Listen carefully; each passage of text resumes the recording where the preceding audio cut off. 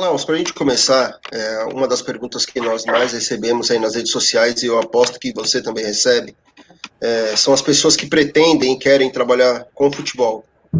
Então eu gostaria que você contasse um pouco da tua história e da tua carreira, como que você encontrou o futebol, né? Como que você começou a atuar, quando que você começou a trabalhar, para as pessoas terem um entendimento aí do teu trabalho. Então, o que eu posso dizer, né? O início de tudo. Eu acho que eu sou mais um dos milhares, milhões, né, de brasileiros que não conseguem entender como que o futebol não aproveitou o meu talento dentro de campo, cara. Era aquele sonho, né, de criança em ser um jogador de futebol. E, na verdade, eu cheguei a bater na trave, né? Comecei no futsal, desde que eu me conheço, assim, por gente, o futebol está presente na minha vida. Meu avô, eu bem criancinha, me levava para ver os jogos, me colocava junto com ele no sofá para acompanhar os jogos e eu sempre tive aquele sonho, né, de poder ser um jogador de futebol. Só que eu acabei jogando nas divisões de base do Cruzeiro, fui profissional por um ano, eu fiz um gol só na minha carreira no interior de Minas, que serve só para contar a história, mas eu entendi que eu talvez pertenceria a quase 90%, né, dos atletas profissionais que temos no nosso país, que sofrem, né, em termos de condições de infraestrutura, em condições financeiras também. Muitas pessoas, às vezes, consolidam, né, a figura do jogador de futebol como aqueles que obtêm sucesso, né, mas a gente tem a grande maioria que sofre bastante aí pelos campos do Brasil. E aí, com 20 para 21 anos, eu defini que eu queria estudar, né, fazer gestão esportiva. Esse já sempre foi o meu grande foco. Quando eu jogava, eu já gostava muito, né, de entender sobre contratos, sobre logística, sobre planejamento de clube. Isso sempre me interessou muito. O que é curioso, na verdade, né, porque a maioria dos ex-atletas acabam tendo um direcionamento maior mais para a parte técnica ou talvez para preparação física ou fisioterapia, enfim, né, em outras áreas de atuação. E eu já tinha um interesse muito grande na área de gestão, eu quis então me capacitar. E eu queria fazer um curso de graduação, existia muitos cursos profissionalizantes, né, de capacitação, assim, mas a graduação no esporte era uma coisa que ainda era raro ali no início dos anos 2000, né, em nosso país. E eu fui para Florianópolis, sua cidade. Eu morei aí por 6 anos, me formei na Unisul, né, um curso que tem metade da grade curricular de educação física, mas a metade da grade para o curso de administração de empresas. E me formei em gestão do esporte aí, fiz uma especialização, né, em gestão esportiva e comecei trabalhando aí no Figueirense. E a partir daí acabei seguindo, né, essa caminhada do futebol, fui para o Atlético Paranaense, Cruzeiro, depois do Cruzeiro para o Fluminense no Rio, voltei para o Cruzeiro, do Cruzeiro para o esporte e do esporte aqui no Grêmio. Então, respondendo a pergunta, o que é muito difícil, né, muitas pessoas me perguntam isso e sinceramente, é muito complicado responder isso de forma bem objetiva, porque eu não acredito que exista um caminho, né, do potinho de mel, onde todo mundo acha que seguindo aquele caminho a gente encontra o sucesso. Acho que nós somos os grandes responsáveis por construir as nossas oportunidades, né? Eu batalhei muito para poder estar onde eu estou hoje. É claro que é um privilégio muito grande, né, chegar a ser um executivo de um grande clube como é o Grêmio, né, a nível internacional, a nível mundial, e eu sei que o caminho que eu percorri para chegar até aqui, né, então eu acredito muito na força do trabalho, da dedicação, do empenho, para que a gente alcance os nossos sonhos, mas é claro que no futebol nós temos hoje já vários cursos de graduação, né, vários cursos de especialização, nós temos hoje o curso de gestão da CBF, né, que novo, mas já é uma chancela da CBF para formar um gestor. Enfim, temos uma associação hoje que é a ABEX, que vem lutando aí, né, pelo reconhecimento da nossa profissão. Então, tudo isso faz parte de um processo de evolução da gestão do futebol como um todo, né? Legal. Contigo aí, Munir. Show. Ô, Klaus, você falou da Bex. Eu queria te ouvir um pouco sobre a profissão de executivo de futebol, né? A profissão que cresceu bastante, acho que a gente pode falar da última década para cá. No começo, vista com muita desconfiança, depois até glamorizado um pouco, né, pela figura do homem que contrata e tudo mais. A gente tem conversado aqui com muitos executivos, falado que o escopo de vocês, o trabalho de vocês está muito além disso.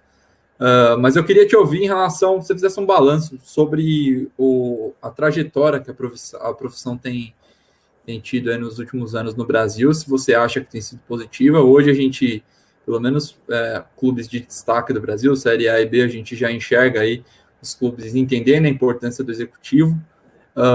Mas eu te pergunto também se além de contar com um profissional como executivo de futebol, se os clubes têm dado mais respaldo para o trabalho de vocês, se vocês têm tido mais autonomia para executar as funções que vocês exercem dentro dos clubes. Se você fizesse um panorama aí do desenvolvimento da profissão nos últimos anos.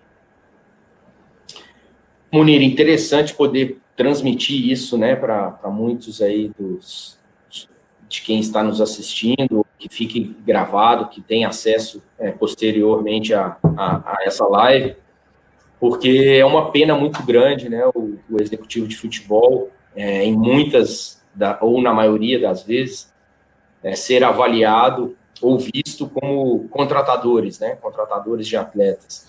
E a nossa função, ela transcende apenas a questão das contratações de jogadores, ela está muito além nas atribuições e nas tarefas que temos diariamente aqui, né, no departamento de futebol, como líder desse processo, de um departamento tão importante dentro de uma estrutura de um grande clube, né? Mas traçando uma linha do tempo, talvez fosse interessante colocarmos que a figura do executivo, ela é uma figura dentro, né, do contexto da gestão do futebol ainda recente. Se for considerar na última década, houve uma consolidação desse cargo, né? Então, ou seja, a gente está falando dos últimos 10 anos, é muito pouco perto do tempo que se existe do futebol aqui em nosso país.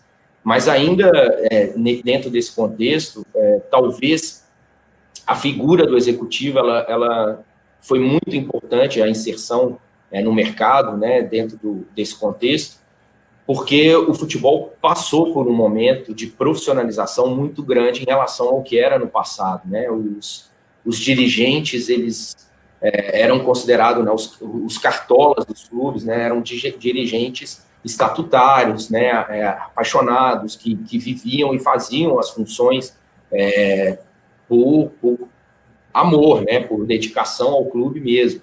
Não era dentro de um ambiente profissional. E o que a gente vê nos últimos anos é um nível de profissionalismo, de evolução muito grande dentro do futebol. E, naturalmente, precisa de um profissional full-time para liderar os processos que existem dentro dessa estrutura e, principalmente, do departamento de futebol como um todo.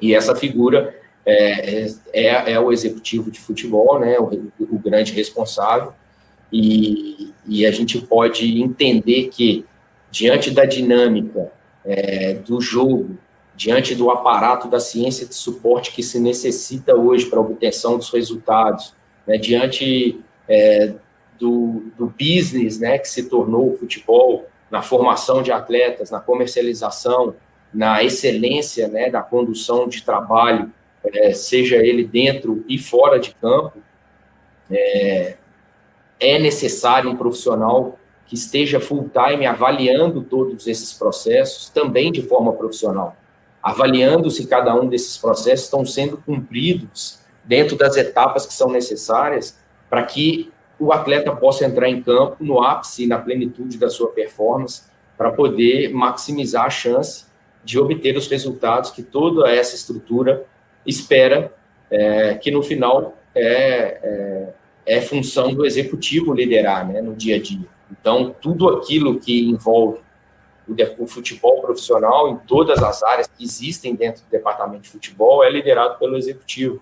Então, ao meu ver, nós demoramos um pouco, né, considerando um cenário a nível nacional, mas estamos evoluindo a nível de poder chegar ainda num cenário de modelo ideal, coisa que no momento nós ainda não temos, porque temos que considerar um país com 750 clubes aproximadamente registrados, né? E esse número varia muito, porque são muitos clubes fechando e abrindo, enfim.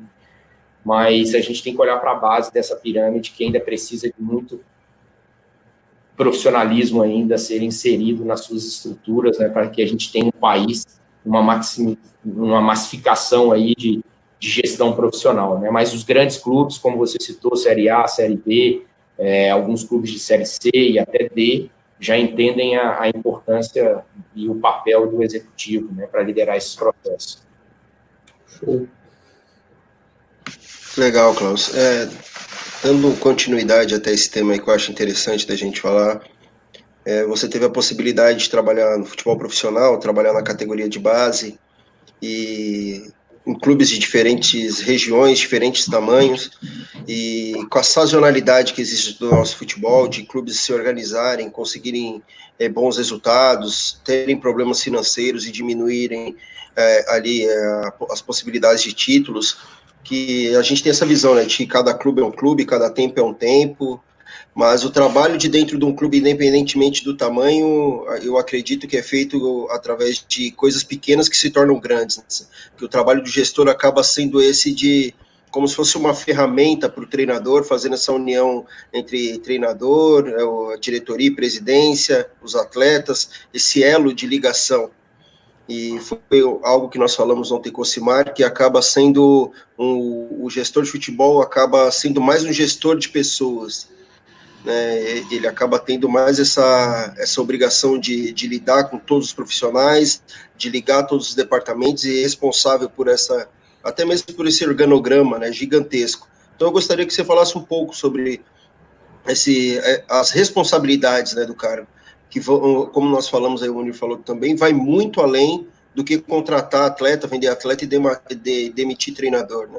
É um trabalho muito mais complexo, que tem muita coisa ali do clube que fica embaixo da asa aí do gestor. Exatamente. O trabalho do executivo, ele é tão estratégico, tão importante, porque ele está como um interlocutor da direção do clube, dos seus valores, das suas missões, para o elenco, para a parte técnica, né, para o vestiário, bem como também faz essa interface da demanda, das necessidades, das missões e dos valores também que existem dentro do vestiário, para a direção do clube. E o equilíbrio, né, dessa convergência de valores é que traz a obtenção de resultados e que traz o sucesso para uma instituição.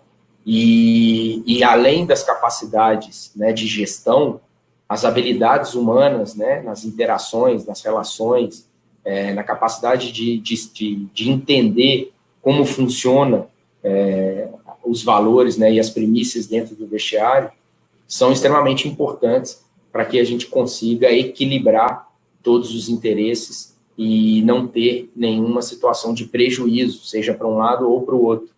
Então, por isso, por ter vivido também, né, esse esporte de alto rendimento, por ter jogado futebol de base, 1 ano profissional, por ter estudado e buscado essa capacitação na área técnica, que me colocou numa dimensão de poder conhecer as práticas de gestão, entender a importância da utilização dessas ferramentas da gestão dentro de um departamento de futebol, mas, ao mesmo tempo, entender as necessidades que são técnicas, né, que são dentro de campo, que vão além da planilha, e poder equilibrar essas forças e convergir, né, essas forças para que a obtenção do resultado seja tanto tangível e alcançável para aquilo que se espera dentro de uma instituição, em termos de orçamento, de planejamento e de gestão, bem como aquilo que o torcedor e aquilo que o campo também espera de nós, né?